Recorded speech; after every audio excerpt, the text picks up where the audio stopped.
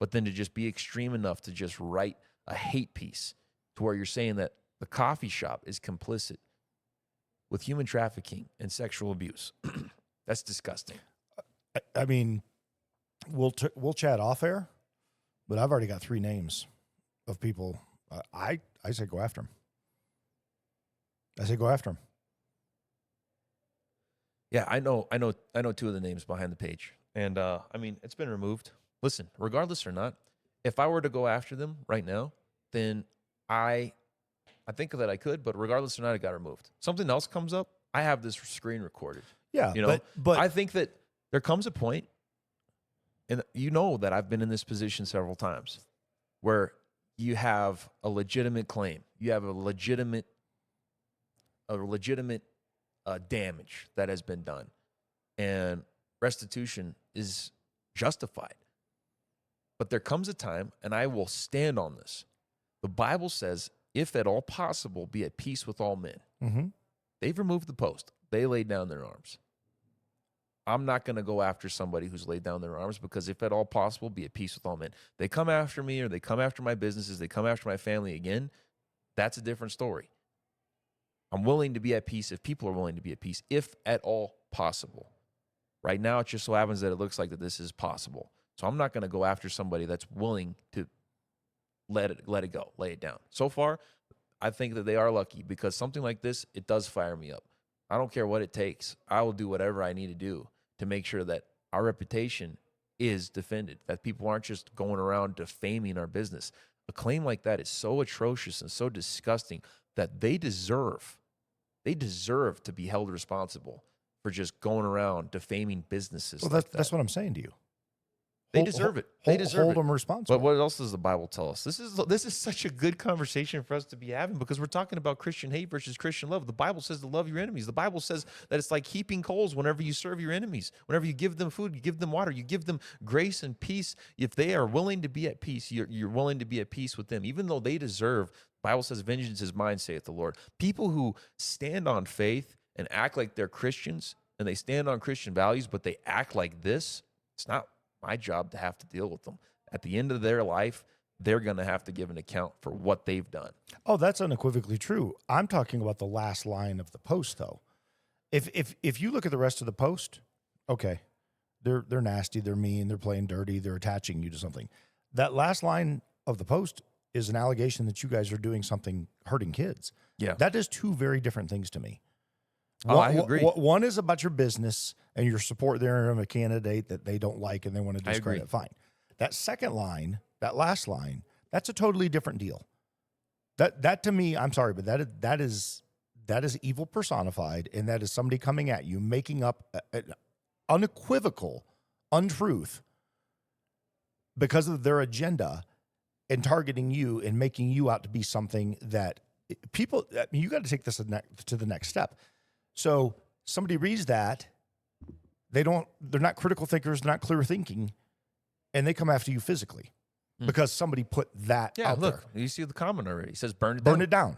Burn it down. So when I say go after them, I don't mean go after them and burn them down. I mean go after them and hold them to account. You explain yourself in a court of law. You showcase why you made that comment. The other stuff, fine. You don't like the candidate, whatever. You think we're supporting them, we're not. We had everybody on the platform around here. If you took 3 minutes to be a common sense individual, all you got to do is look up 74 flipping episodes and watch any one of them with any one of the candidates. You'll see exactly who we are and what we did. The reason that pisses me off is because we got a war on kids right now, and now we got a war on people that are innocent talking about violating children. Yeah. That's categorically untrue. Every ounce of it, hold them to account. That is different. I agree. That is different. I agree. And like I said, if it wasn't for the person who told them to remove it and convinced them to do it, then that would be a very real reality right now. Because they removed it, because it's down, they laid it down, they laid down their arms. I think that they know that they made a mistake. Just the fact that they would even get a message about this from somebody that they respect enough to remove it shows them that they should not have crossed that line. That's my opinion on it. They shouldn't have crossed that line. I'm willing to forgive. I'm willing to move forward. They need to be careful not to do this against any other businesses. Not every other business owner out there is as diplomatic as I am. There is people out there that will not tolerate something like this. There is people out there that will not show you peace, even if you're willing to lay down your arms. Right now, I'm willing to forgive. I'm willing to move forward. I'm willing to lay down my arms. I don't want to have problems. I want to have peace if it's possible. Is there real harm and real damage that very well has come to the business because of that comment, because of that post? Possibly. But there's also so much overwhelming support. Why would I want to dwell on the negative? I'm not talking about dwelling on it. Let me be, I want to be very clear on this. I'm not talking about dwelling on it. I'm talking about holding them to account at a bare minimum. And I'm not even talking about a financial deal. This isn't about, because you said I will liquidate, everything I got, save money and go after these people. What I'm referring to is an accountability. So the accountability should be their name on every social media platform where they posted anything, with that statement on a screenshot with an apology underneath it that says, we absolutely lied, made this up, did what we did, discredited, defamed, all of this. 100% on us. We're issuing an apology. We were wrong. You get that, that's very different to me, because now they're owning it. Right now, they got called on something and they took it down. What's the accountability in that? There's no accountability in that. Yeah. And what's the next step then? They're gonna deviate 2 degrees over to the left and take off again. Yeah. This goes back to Tom DeBlas's. You can talk crap, get hit. This is one of those things. Yeah. You walk. Well, let's do this differently for a second, because I hadn't seen this. I didn't even know this existed. Let's do this different. You and your wife are outside walking out of your coffee shop, and somebody that says burn it down shows up. I saw that you do this. I'm here to protect kids. And next thing you know, you're in the defense of your life because of that post. Those 2 people go scot-free? No, I'm sorry, Jared. I don't agree with that. I don't agree with it. I think everything up to that statement, whatever. Who cares? They're uneducated. They don't, they didn't research. Whatever. They're people. They're in political process. They're angry. That's different. Somebody walked up to my wife and said that to her in person. Even if they weren't threatening, let's just say they just walked up to her and said, "Oh, you're that woman," and started to walk up, dude. It would be over in seconds. In seconds. Yeah. That's what I'm getting at. And we live in a world where people will see this stuff and they take this stuff serious. Well, let's go back to the Tesla girl for a minute. I don't know the context to it. I have no idea why that girl got surrounded in that parking lot. I know this. Watching that video, she drove through people, probably hit a few of them, got stopped by cops, got pulled out of the car. Wherever the thing goes, it goes. When you're in fear for your life, you got fight or flight mode that's going to kick in. That right there, that statement isn't just inflammatory, it's dangerous. Well, I will follow up, because regardless, the person that I reached out to assured that the record was going to be set straight. So I already had that assurance. I believe that if that has happened, or if that's going to happen, awesome. I do agree with you. There needs to be accountability. And I know that a post like this, especially bringing in being complicit with anything to do with child abuse, that's sickening, that's disgusting. That's different. That needs to be corrected. That needs to be apologized for. That needs to be accountability. I agree with that, and I am working toward that. What I was posturing toward on my side is the lawsuit, the defamation, going after an entire case like that.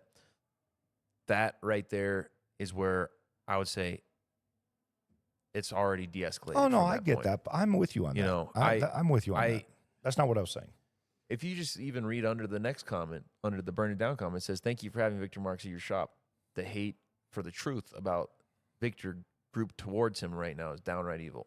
And then to target your coffee shop, like you said, it crossed lines." Here's the deal, man. This post from a page like this, I just genuinely believe, like, it makes the entire page have a asterisk at a bare minimum, if not a complete question mark put on it. As what is this page actually putting out? Yeah, there's no doubt. Look, I'm not questioning that either. This is the stuff. Look, I can't tell Victor Marks what to do, but I'm going to look at the camera and say, Victor, you ought to put out a statement on this to discredit it. You should put out a statement on it. You should put out a statement that says, hey, I went in here regardless of what you think about politics, that's not who these people are. Endorsement, no endorsement, belief, all of it. Just as candidates, we should all protect our community. Yeah. We're running for the betterment of Colorado. This kind of stuff should not be tolerated. I don't care who's putting it out. It shouldn't be tolerated. Yeah. If it's candidate versus candidate and they want to sit down and debate and fight, I mean, they can go down to the mat and roll as far as I'm concerned. Bring them in. We'll bring 4 of them in here and let them go down there. We'll do a gubernatorial shootout at Teddy Collins' place. Let's have fun with this. Let's have fun with it in a healthy way. This is dangerous and it's dark. And Victor, Joel Oltman, Scott Bombs, I don't care who there, Barbara Kirkman, anybody should say that's crap. Don't ever do that. Yeah. No, I agree. And if they can't rally behind something like that, then what are you going to rally behind? Serious, clear problem. That's my point. But this just so happened to happen around the same time where Victor's team was taking in the petitions, because we do know several people on Victor's team, and my wife knows several of them very well. Super great people. There's truth to it as far as have we let people sit out in front. I mean, it's one thing for them to say we had a petition drive. It's a whole other thing for them to tell the truth and just say we let a volunteer come out and ask people to sign petitions. Dude, you let people sell eggs out front on a Saturday morning. I mean, here's the thing. The only candidate that asked us if they could get petitions at our business was Victor.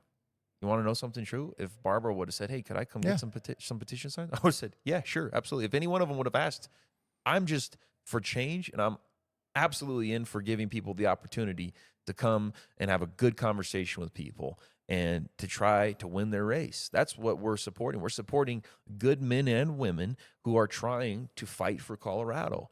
And this is the truth of where I am right now.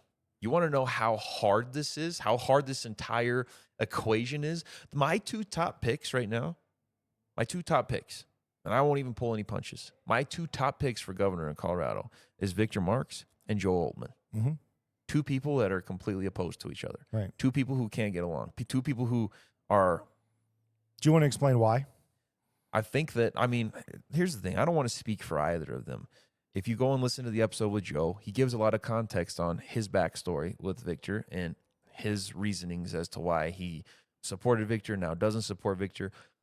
We haven't sat down and had an entire conversation with Victor about what any gripe and what any issues he has with Joe might be. Not at all. We haven't. But regardless, I think that we've got 2 really good candidates. I think Victor has a huge following and obviously a lot of support. For him to have a team of volunteers that gets over 28,000 signatures is no small feat. That's a big thing. And I don't think that that's something that should be ignored by the other candidates in the race. And there's people that were posting pictures of different, what are they called? Different services that you can pay to get signatures. And then they came out saying that they had a consult with them. They didn't pay anybody, that this was all volunteers. Everybody's attacking everybody on every single topic, no matter how big, no matter how small, saying that this is a lie, this is not true. I think that it's undeniable that Victor Marks has participated in missions work and has served the world to some capacity. I think so many people are hung up on how much of it, what's the extent of it. And I think that they're asking relevant questions, but I also think that right now the focus should really just be on what is happening right now. Some people are questioning his mental issues, his ability to be able to serve and have that tough role, have thick enough skin, have enough stability mentally. Some people are questioning who's asked him or financed him into this kind of a role. And I get those kinds of questions, but I still think that Victor has a good head on his shoulders. I do. I've spent time with him, and I don't think that I've had the wool pulled over my eyes. I have a pretty good sense of discernment most of the time for most people. And could there be things that Victor is telling people that are maybe exaggerations or maybe untruths? I don't know. But I can tell you that the time that I've spent with the man, I believe that he's been truthful with me. I believe that he's been honest with me. And I believe that my experience with him has been genuine. I do think that he would serve Colorado well. There's a lot of candidates that don't think so. Joe Oltman being one of them. I've spent time with Joe Oltman. I think the guy's awesome. I honestly have enjoyed the conversations that I've had with him. I think that he's a good man. I think that he's a good man who actually cares about people. He's talked about serving young people that, like the conversation we had before, just a little bit earlier in this episode, serving people that are ex-convicts, trying to help people get on the right path. I think Joe Oltman's a good man, and I think that he is another person who would serve Colorado very well. They're my two top picks simply because of the amount of time that I've been able to spend with them. And it's been a true reflection, I believe, of two men that are passionate about putting out good into the world. That is my experience with Victor Marx just as much as it was with Joe Oldman, is two men who want to do good for the world. And these are two people that are opposed to each other. And that's hard for me because it's like, man, how could we get these guys to be able to make peace? How could that happen? Is there any equation? Is there any way that somehow maybe even God could use someone like me or use a show like this to be able to just bring peace? I mean, the Bible says, blessed are the peacemakers. What greater role would somebody like me and you have to be able to figure out a way? How can we just get there to be peace? Because the conflict that's happening between the candidates is leading to people behaving like this. It's leading to people literally hating people. And this, I'll just tell you this, from what I've been told, this is a fan page for Scott Bottoms.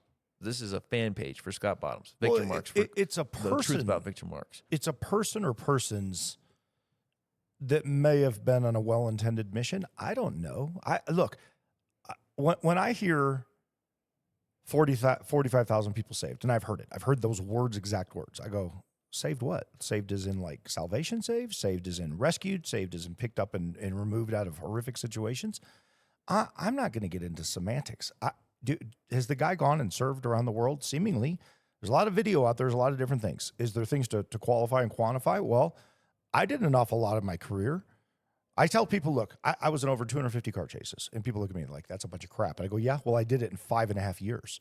And they're like, no, that's definitely crap. I'm like, really? Well, I guess go pull every record of every documented incident that I ever did at the Richland County Sheriff's Department and put the number out there. I can tell you, ask anybody I worked with. They're like, if Micah wasn't in a chase every shift, it was every other shift. Do the math. It ain't hard. It's super. I can bring the receipts. Super easy to do, and I can bring the people to validate it. There's people out here who want to discredit Victor. I get it. It's a big number. But is it people want to discredit because they're jealous? Is it they want to discredit because it's not true? There may be a myriad of reasons. Here's what I know. Saturday, I spent from 6:30 in the morning until, I don't know, until nighttime, 14, 15 hours with Joe Altman. We went to 5 assemblies, hung out. We had window time together. We talked life, family, business, faith, future, funny stories, goofy stuff, broke bread together, drank coffee, chatted like two human beings would do. He's like been to like a gazillion countries. He's been all over. Some of the stuff that he's done that he has not shared, that he's got pictures. He's got here's all the stuff. His story is incredibly compelling. Is he passionate? Does he speak out? Does he get salty? Yeah, he does. And I would sit here and look dead in the camera and go, I can't defend half the things that you say. But I can tell you this, I sat there in the car with an honorable man who quite frankly, I don't even know that I'm convinced that he wants to be governor as much as he wants the truth out there to turn the state around. Because he's sick and tired of watching what's happening up on the Hill, what's happening with Dominion voting and all these other things. I mean, he genuinely is I think, compassionate, heartfelt, and discerning, but he's very smart. People tend to forget this. Got a lot of good candidates. I'm not sitting here stump speeching for Joe. Look it up. Here, vet it.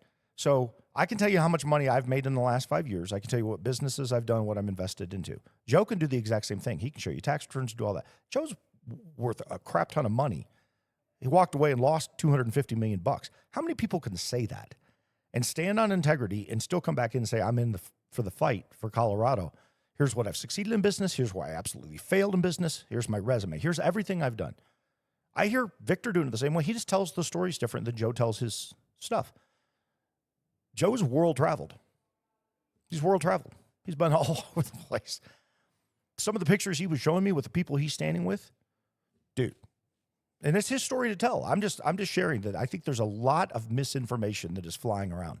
But because Joe has a very different opinion of how he handles things than Victor does, I think he's looked at in more of a harsh light as to where Victor's more of a rah-rah guy. Well, he was a rah-rah guy when he was here. We did the demonstration. It was fun. It was a little bucket list thing for me. Guy's world renowned for being the fastest gun takeaway. I'm a gun takeaway guy. I think I'm pretty quick. I like doing this stuff. It's fun to go down there in front of everybody and do that. I wish him well. I still wish him well. I like him. I like him personally. I like Joe personally. I sat down with Scott Bottoms 15 minutes before he spoke. We sat there and had a wonderful conversation. It was super great. Talked to Priscilla Tigan, had a great conversation. Tig. Met Steve Reams, was up in Weld County. We sat there and had a 15-minute conversation. I mean, half the candidates that were here, I got to meet Saturday and hang out with. Dude, they were in person just awesome. I think any one of them would do a better job than the crap that we got in the place right now. I don't like that we're at odds. That doesn't change my tune on this at all. And if that was somebody repping a candidate, that candidate should call him out. Sounds like he did. Good. They should be held to account. Should be held to account. That is saying that you are hurting children. That is not saying don't support this coffee shop. They suck because they support Victor Marx. Okay, fine, whatever. You're a third grader. Saying I hurt children, as somebody who was a child went through that, I carry that very personally. And I don't mean vindictively personally. I want stand out, put your face out there. Because here's the thing, and this is why I'm so impassioned on this. You got a multi-million-dollar building sitting here that you guys had to fight tooth and nail through all sorts of bad. We've already given your testimony. We've shared this stuff over and over. Don't need to roll the dog over and kick it again. But it was hard on you guys. What you guys went through, most people would never have made it through financially, much less relationally and emotionally. And you did it. Only to get to a point to take care of people. Anybody that's ever rolled in this gym, look at family night in here. Look at the kids that show up here over and over and over. That something like that gets attached to something like this, and people pull their memberships out of here. I'll sue them. I'll go after them. They need to put their face out there the way you put your face in your businesses out here. On the line, serving, church on Sunday, podcast twice a week, kids' classes, all of it. Those people need to put their faces out there and stand on what they said. They need to put their profiles out there and say, this is who I am, and you do one of two things. I'm doubling down. Well, if you're doubling down, you better bring the receipts, and you and I both know there are not receipts. So that's going to be a big fat lie, and then they're going to have to be held to account, and then I think they do get sued. Or they put their face out there and they go, it was a stupid decision. It was wrong. We should have never said it. We have zero evidence. We want to apologize. And they should do it publicly. That's my stance. That's my stance. And look, I just sat here and told, I just get on my little diatribe 5-minute rant. I have sat down with Victor. I've sat down with Joe. I like them both. As men, I like them both. Can they both qualify or quantify? I know one of them can. That much I can stand on. I don't know whether the other one can or can't. I know what I've been told. But I'm not sitting there browbeating them over. I'm not going to say, well, if you don't show me this, that, or the other. It's just that I've got one guy who's willing to do it.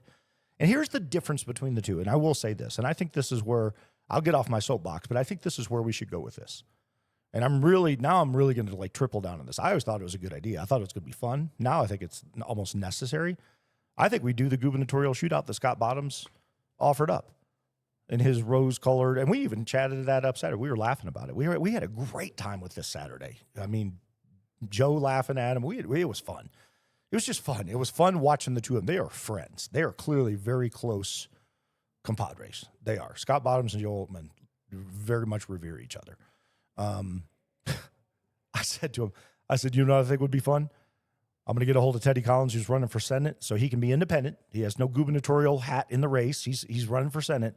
Let's let Teddy host a gubernatorial shootout.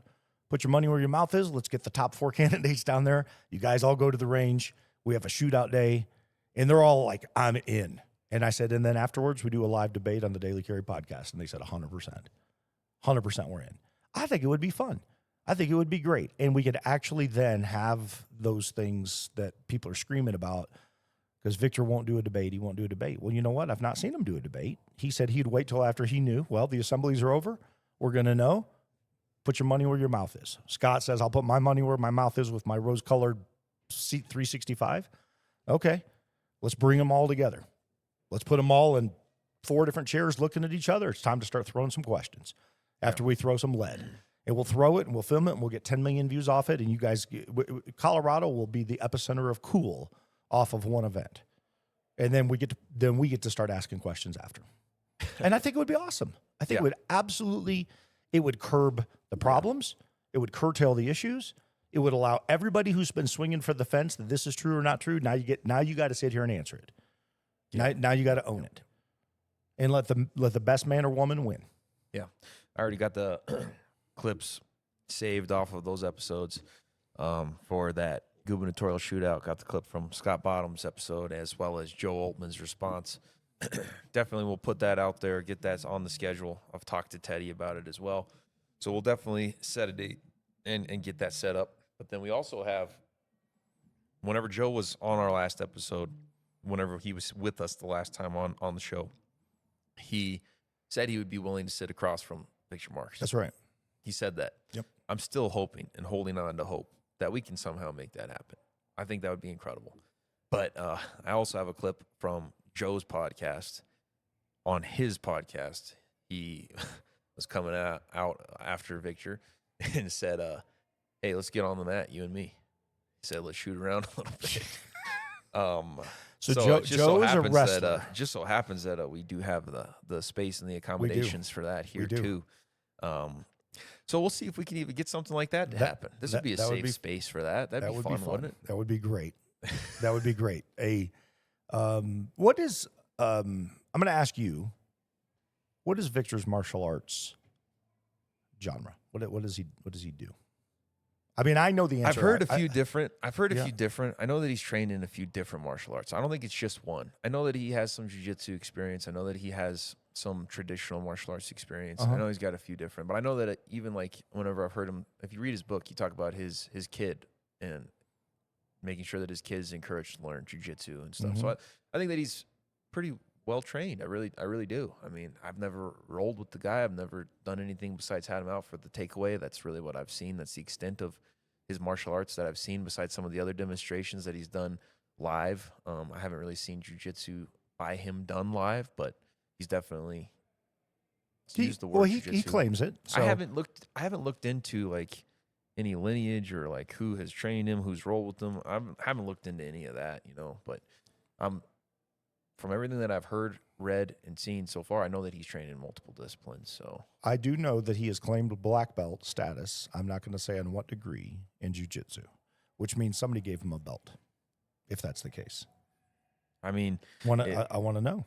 If he's a black belt in jiu-jitsu, you also have to be understanding that there's different jiu-jitsu. There's I understand. There's actual jiu-jitsu. Yeah. And then there's, That's why I'm asking. I'm not trying to be funny. I'm literally, when somebody says something like that. So I'm an Ishinru guy, which is Okinawan. I started it when I was 8, when I moved from Kentucky to Michigan. And I did it for the entire time I was in Michigan until I was 25 years old and I left. Pretty good at it. I wouldn't put a lot of claim out there. But anytime somebody says this is what I did, what Joe said to me the other day is he goes, I'm a wrestler. Let's get on the mat. Let's find out what's what and who's who. And he said it in a very funny, joking way, but I think he was also serious. It wasn't, he wasn't angry when he said it. It was nothing like that. It wasn't like a chat. It was just like, yeah, let's go, man. I'm right. Game on. Here's the clarifying piece here, okay? Victor Marks is not a Brazilian Jiu-Jitsu black belt in the traditional lineage sense of IBJJF/Gracie Jiu-Jitsu. Okay. So there isn't a clearly documented black belt under Victor Marks like you'd see with other sport jiu-jitsu athletes. Victor Marks is a 7th degree black belt in a system called Kichu-Do, and it's a hybrid martial art that blends karate, jiu-jitsu, and weapons training. Mm-hmm. So there you have it. Okay, 7th degree black belt. 7th degree black belt. That's pretty high. In Kichu-Do. Kichi-Do. Is that how you say it? Yeah. Kichi-Do. Well, that's how I say it. I don't know if that's how it is said. Kimchi bowl. That's what it is. Kimchi bowl. Kimchi bowl. You know what a kimchi bowl is? I know what a kimchi bowl is. Okay. Camera's back on you. Yeah. Here's the reason I bring it up. When Joe said to me when we were driving the other day, he says, look, I'm a wrestler. Let's go down on the mat. He goes, let's shoot. Let's roll on the mat and let's have a debate. And he goes, I think this is the way to settle this so that everybody sees my claims are true and I can stand on it. And I can tell you as a man, when another guy says, here's what I've done, it's kind of like going out to the range with somebody and they've talked it up and they get out there and they get all their gear on. And I mean, they're like fully kitted when you get to the range. One of two things happens. They're either exceptional or they're absolute garbage. There's very seldom an in-between. There might be an anomaly, pixie dust moment where you'll find somebody middle ground or they have an off day. But what I have found is guys that really are good, way better than I mean, way, way better than I, that are really good, never tell you they're really good. Yeah. That's what I found to be true. So this martial art was founded by his father, Keep going. Karl Marx. Mm-hmm. So Victor Marx is often described as a style inheritor of Kichido. And so his rank's not awarded through a large governing body. It comes from within the system, passed down through its founder. So effectively, his authority and rank trace back to his father and that system's internal structure. So this is where it begins to make sense to me, because if you are a 7th degree black belt in any type of a traditional martial art, most of the time people know who your instructor is. Most of the time people know who your lineage is. People know what you're about. People have a little bit more information. But, I mean, the truth is this. Over the past couple decades, martial arts has changed radically in the world as well as right here in America. With the Gracies bringing in jiu-jitsu and with martial arts, mixed martial arts becoming a thing, comes this melting pot. That's exactly what this is being described as, is it's a mixed martial art. It's blending karate, jiu-jitsu, weapons training. So do I think that just the premise that his father founded it and he's under that system completely discredits any legitimacy? I don't. I think that there's still real training that could be passed down in the melting pot of mixed martial arts, as martial arts has definitely changed over the past couple of decades. But he's not claiming a jiu-jitsu black belt. If he was claiming a jiu-jitsu black belt, there would be problems, and it wouldn't be a problem for me. It'd be a problem from the jiu-jitsu community. There's guys who literally go and they go bust guys who have fake jiu-jitsu black belts. Yep. He's not claiming that. He's claiming a 7th degree to black belt in this martial art. And I mean, at the end of the day, if I wanted to right now, I could say, hey, I'm starting a brand new martial art. It's called the Daily Carry Martial Art or whatever. Sure. I mean, and then I can go down and just say, hey, we're doing this thing where we throw guns and knives in and we're prepared for this kind of thing. Absolutely. We're one of the first gyms to really do it as much as we do it.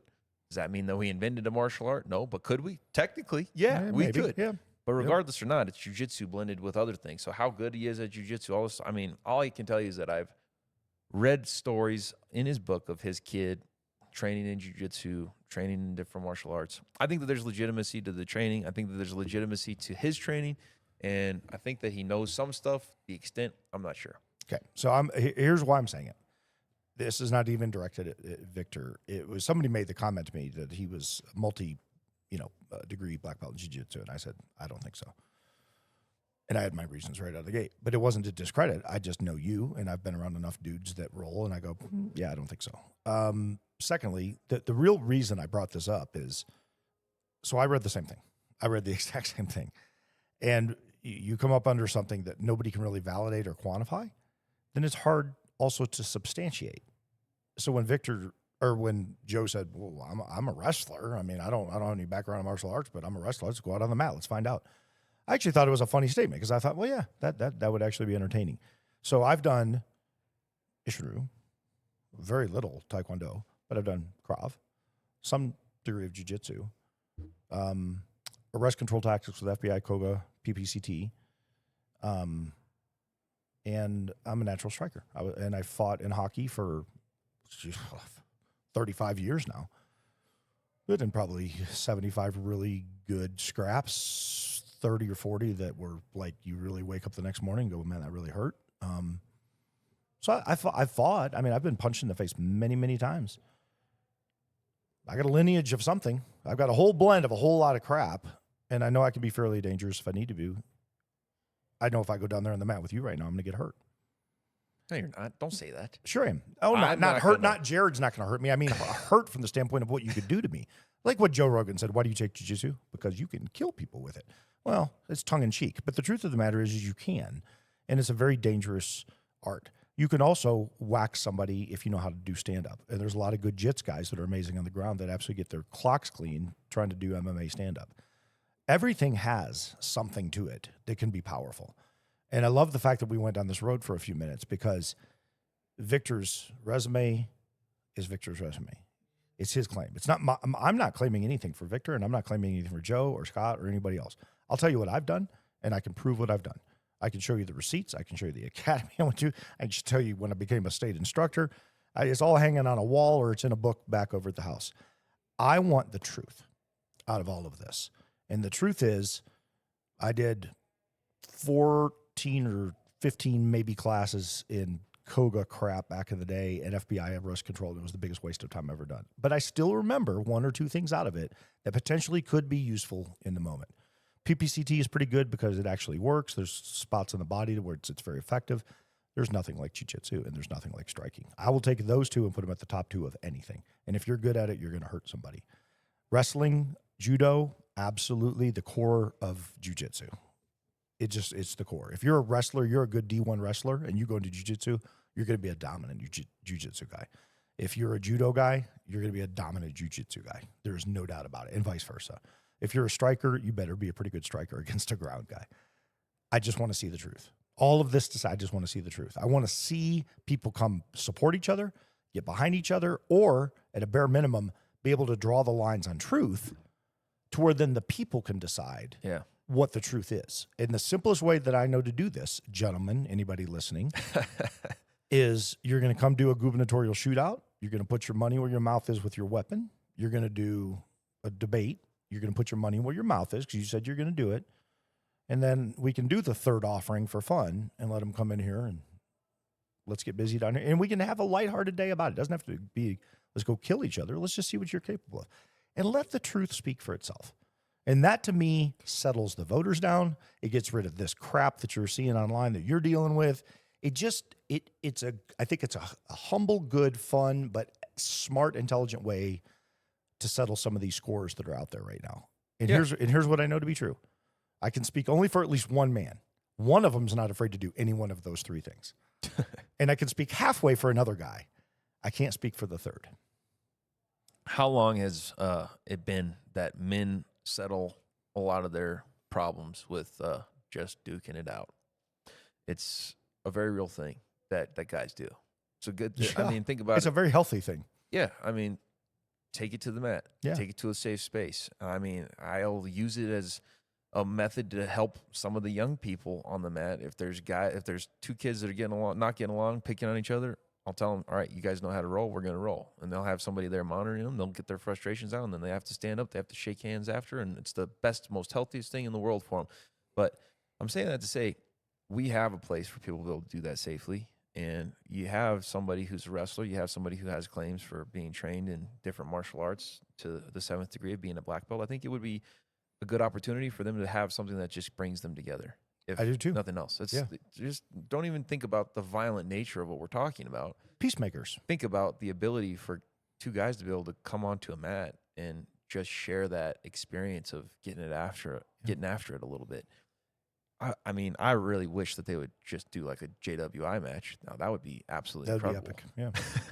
Now that's a little bit more prestigious, a little bit higher stakes. You know, there's a little more adrenaline that might come with that. And I don't know that I have a good enough insurance policy to be able to insure people of that status. But, you know, we do have a safe space. I would love to just accommodate that more than anything. I want to be able to just somehow, some way be a bridge that builds a way to middle ground for some of these guys. You know, that's what my heart beats for. That's what I want to do with all that we have.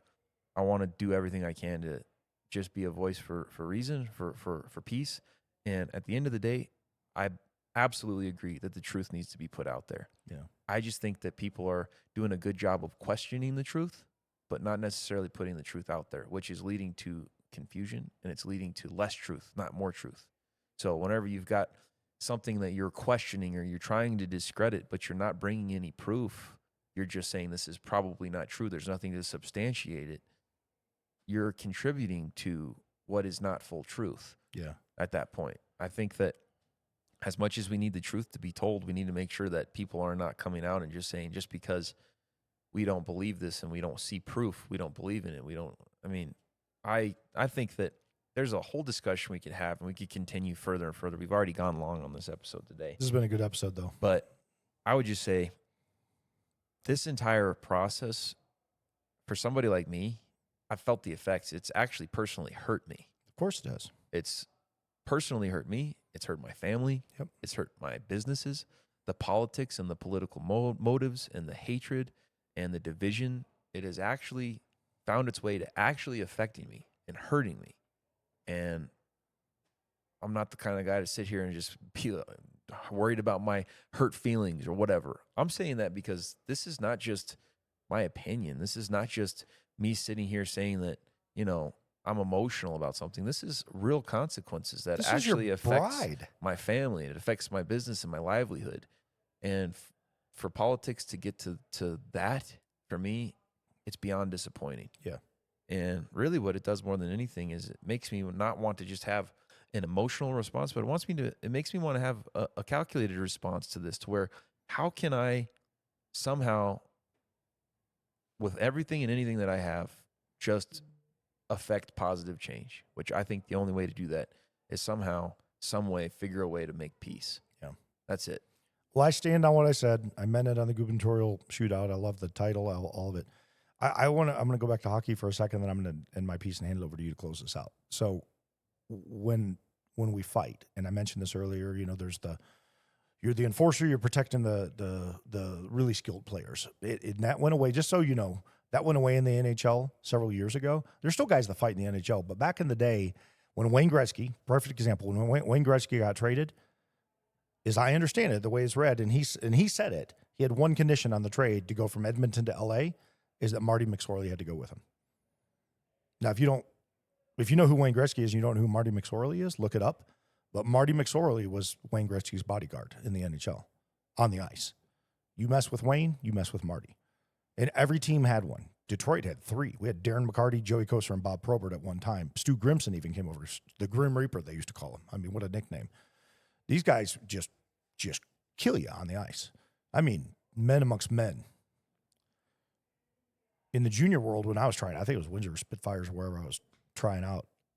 Dude, and you don't drink beer. I get it. Back in the day, when you were playing juniors, or you were on their scout team or their practice squads to play against these guys, we get in fights all the time. Sometimes 2 or 3 a game. I mean, I have definitely gotten busted up and broke my share of bones in my hand. It was almost mandatory after a fight with the other team, because typically you would come into town, you play the other team, and you'd stay overnight, and then they'd leave it the next day. I bet 80% of the time, easily, Jared, 80% of the time, the guy I got in a fight with, we'd go down and eat chicken wings and have a beer after the game together. And we'd talk about the fight. And we'd talk about what we did right and what we did wrong and laugh, and we'd know when we go into the next fight with each other. And you'd look forward to it. It was like this, it was like a camaraderie.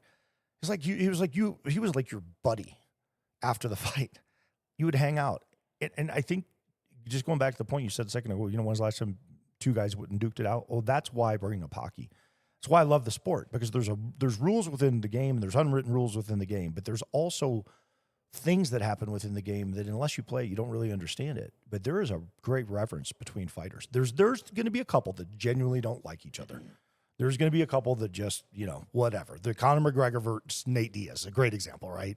2 guys just never going to get along as long as they live. But outside of that anomaly, most fighters in the NHL respect each other, have great reverence for each other. In fact, there's a whole documentary on enforcers acknowledging other enforcers. It's like an hour and a half long, and the greatest of all of them was Bobby Probert from Detroit. God rest his soul. So, I think it's really, really important for men to be able to do it. I think where we're headed with this, when I close out my piece, is if we can get these guys together, I genuinely believe it will bring peace. I do. At a bare minimum, it'll bring truth. But I think it'll bring peace. I think it'll bring respect, because people will see it. And if you're not willing to step into it, then I do start questioning it, because the talk all along up until now has been, hey, once we get to this point, Then we can get after it. Once we know who's who, we can get after it. Okay, well, we've got the platform. In fact, we got 3 of them. Let's make it happen. 1 with guns, 2 on the debate, and 3 down here on the mat if need be. But it could be fun. It can be enjoyable, and we can dive into the hard subjects. We can ask all the tough questions that everybody's wanting to ask with everybody all at once. And Teddy Collins running for Senate, what better place to do it? Agreed. We'll set it up. We'll work toward it. We'll get it on the calendar. We'll make it happen. I really don't have anything else to say. I'm sorry, by the way, for what you've been through. Hey, I'm okay. I'm good. We've been working our way through it, and we're thankful because in all this, we know that our fight is not online. We know that that's not the real fight. Oh. We know that the real fight is not against flesh and blood either. My wife and I have felt very, very much so, and I'm being completely real, and I'm not meaning to be a spook or get anybody out there to read in to anything that really, I forget it. If you're uncomfortable, whatever. Regardless, we felt the very real effects of this spiritually. Mm-hmm. The past couple of weekends, before we even knew that there was anything happening, before we even knew that there was a video going viral painting our business in a negative light for our Christian values, we didn't even know that, but we already felt the effects. We felt the stirring spiritually. Mm. My wife and I on Saturdays will meet, we'll pray, and praying for the service to come the next Sunday. And I remember that Saturday specifically. It's just like you could just feel something. There was just this heavy undercurrent, and in prayer you could feel it. And we pushed through it, and what we would call it a lot of times in church is a breakthrough. We got to that point in prayer where we knew that there was the breakthrough, and that service was incredible. It was a great service. That was the service we had that kind of small storm that blew through, the snowstorm. Yeah. And we had a great service that Sunday, and we went home. We continued to kind of just feel that pressure. We knew that there was something going on. And then on Monday, whenever she got that email, it all started to kind of make sense. Like, wow, we were already feeling the spiritual effects to this before we even knew that there was anything physical tied to it. And fast forward, even throughout the week, being attacked by more people, even people that claim to be of the faith, which in my opinion kind of even hurts a little bit more sometimes, you know. Yeah.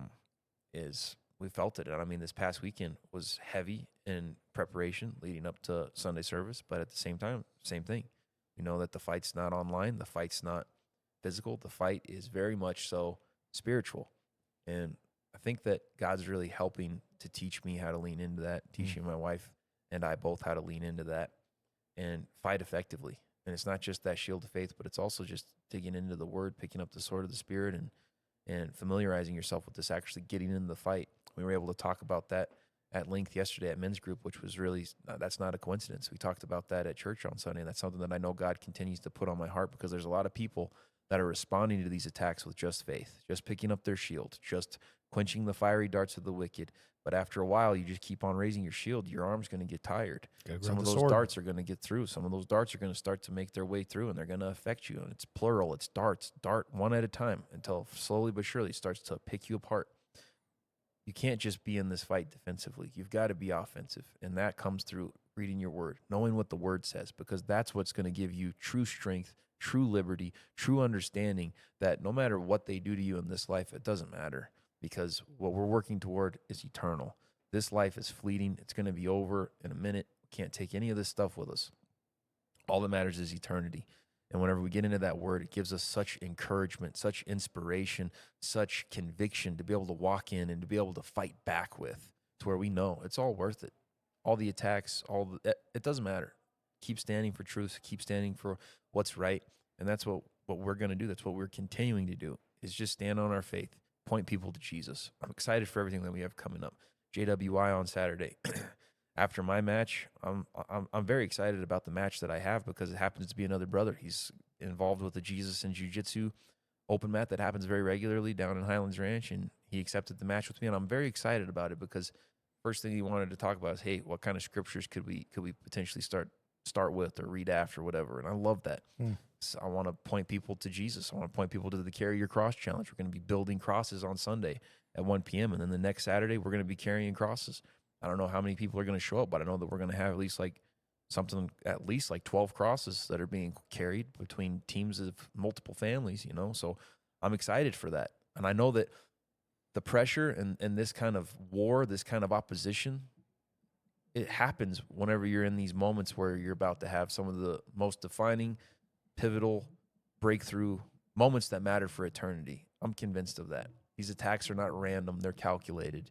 And I know that it's not just physical, it's not just online, it's spiritual. And I'm thankful to have that revelation because I know that that's definitely helping with understanding that even though it doesn't feel good, even though that it hurts, it's okay because at the end of it, it has a purpose and it's not for no reason. And the reason is not even in this life. It's in eternity. And that's what our focus is on, is how do we just continue to serve well and point people to Jesus. That's at the end of every conversation, at the end of every day. I know that that's my mission, and I know that that's my life's purpose, is to walk with Jesus, and as I'm walking with him, invite people along on that walk. Invite people to know what that's like, and invite people to be able to follow Jesus along with us. That's where we're at. That's the way that I'm responding to all of this, is just wanting to do a good job of that. And I mean, it's very telling the kind of Christianity we have in this world and the kind of Christianity we have in this country. Whenever just a few years ago we had how many churches closed their doors because of some pressure that was put on them from the government. Yeah. While liquor stores stayed open, while strip clubs were being protected by some judges, but yet churches were lumped into the non-essential category and many churches closed their doors. While we still have underground churches all around the world that choose to operate and assemble, even while facing real legitimate threats of being imprisoned or being put to death because of their beliefs. And there's people that are literally being put to death because of their Christianity. But the kind of Christianity that we have here in America, so cushy, so lush, so non-committal that a little bit of pressure from the government, close our doors. I mean, that's really telling. And hopefully that's a wake-up call, because this is not supposed to be something that's necessarily supposed to condemn any churches or pastors that made those decisions, but maybe something that brings some conviction. Maybe there was some moments that like Peter had when he denied Jesus, but then after had that course correction where he realized, I was wrong, I'm never going to do that again. I think that some people need to open their eyes and see we need strong faith in this country. We need faith that's willing to say what the scripture says. It's better to obey God than obey man. And that means that whether we're facing attacks online, whether we're facing actual repercussions and persecution from the government saying that we need to close our doors, that churches are not essential, we stand on our faith anyways. We're willing to follow Jesus, carry our cross, even if that means literally being crucified on that cross like Jesus was. That's the kind of faith that, Lord willing, God is continuing to build and grow in me, because that's all that matters to me. This is eternal. If I was going to end it on this, and I'm not going to rant anymore, but I would just end it on that. I want to have faith that means something. I want to have faith that costs me something. And if this is what the cost is, it's nothing. It's nothing. I want to have the kind of faith that I'm willing to pay the ultimate cost if that's where my life takes me. If that's where following Jesus takes me, that I have to lay down my own life, I will do it gladly. Yeah. You just, at the beginning of that, by the way, you said, yeah, I really don't have anything else to say. And then for 6 minutes, you said maybe the most important thing that we've said through the whole podcast. And I think that's really important to point out. You just closed very, very well. It's what we're called to do. It's what we're led to do. I still stand on the fact those two people should be accountable, and because I think it's the right thing to do. I think it's absolutely the right thing to do. But everything that you just shared is a testament of faith, and that you ended well. Thank you. Yep. Thankful for another opportunity to have a conversation. I believe you're closing us out with prayer today. I'm on it. Watch this. You ready? Yes, sir. Father God, thank you for the opportunity again to sit here with Jared, have some really deep and meaningful discussion today. Didn't see all of that coming. Grateful we did. Important topics. I ask that you would just put, the armor of God on Jared and Sarah. And I know both their attitudes, but at the exact same time, we also know culture and what evil can do. And it only takes one. So watch over them, be with them, guide them. Continue to watch over my baby girl in Straits of Hormuz, and be with everybody on that boat, and shroud them as they are in harm's way. I would also ask that you would just be with my bride this week, our upcoming medical stuff that she has got, just prayers for her, and just strength. So close us out today with a big fat amen, and thank you for who you are. In Jesus' name we pray. Amen. Amen. All right, one more time. If you didn't know, this Saturday is JWI 5. If you'd like to get tickets and you're listening online, I think we have a few left, last that I checked.